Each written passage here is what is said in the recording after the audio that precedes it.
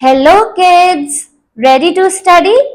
In the last video, we studied about meristematic plant tissue and we found out that the cells can divide here. We also studied about the three types of meristematic tissue. Today we will be studying about the permanent plant tissue. These tissues cannot divide. They have lost their power of cell division.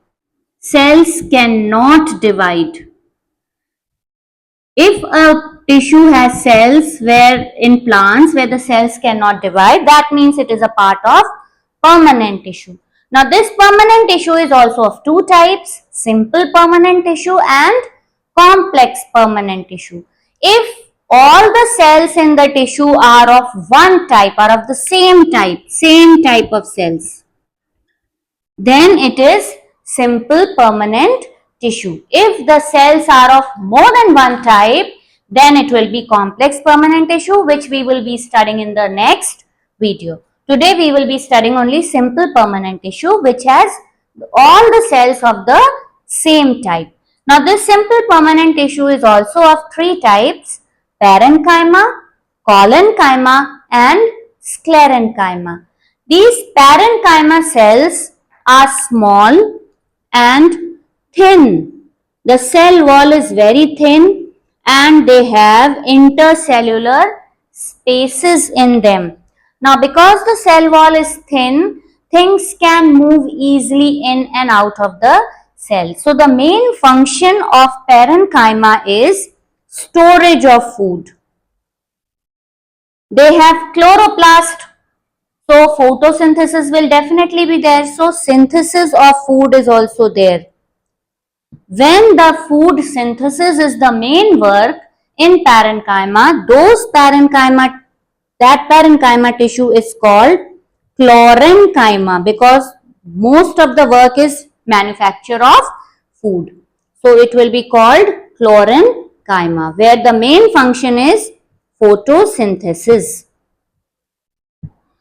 There is one more type of parenchyma usually found in water plants, where have you seen lotus? The leaf floats on the water body, isn't it? That is because these intercellular spaces are very big there. More air spaces, so the plant leaf becomes very light and it floats on the water surface. Such type of parenchyma will be called aerenchyma, and it is usually found in water plants like lotus, water hydrilla, water lily. Alright. So parenchyma can be of two types, chlorenchyma and aerenchyma, based on their main function. If the main function is floating, it will be having more intercellular spaces, big intercellular spaces. If the main work will be of photosynthesis, more chloroplast, so chlorenchyma. Storage of food will definitely be there. And the most important thing, parenchyma is a living tissue. It is living in nature and green in color. Alright. Collenchyma.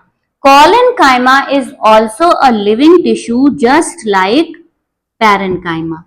But the main function is flexibility. It will definitely synthesize food. It is living, it is green. So photosynthesis will take place. So synthesis of food will be there.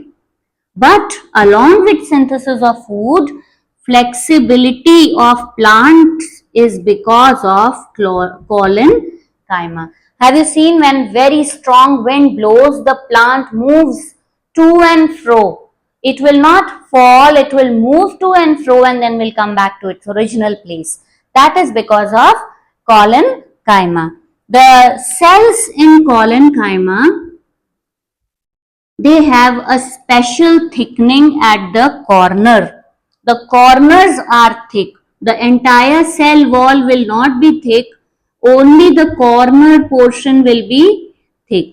And this thickening, this corner thickening is because of a substance which is called pectin. Sometimes hemicellulose also. It is just like the cell wall will be made of cellulose, definitely. Like here, cell wall is made up of cellulose. Here also cell wall will be made up of cellulose. But the corners will be thickened by pectin or hemicellulose. Just like this wall is there, it will be made up of bricks. But if I decorate it with some maybe painting, or maybe this board is there, so this is plastic, painting will be of cloth, isn't it? So the wall is not made up of cloth, wall is made up of brick, but the different things that I have used on the wall will be of different material. So the same way, the collenchyma cell wall is made up of cellulose, but the corners will be thickened by pectin or hemicellulose. And what is the main function? Flexibility, especially in climbers like in money plant or grapes. As soon as they see a support, the tendrils, they coil around. The tendrils have collenchyma in them. All right. So the function of parenchyma is different, you can see, and collenchyma is different. Both are living. This will provide food synthesis and storage, mostly storage of food. Here, along with food synthesis, support will also be there.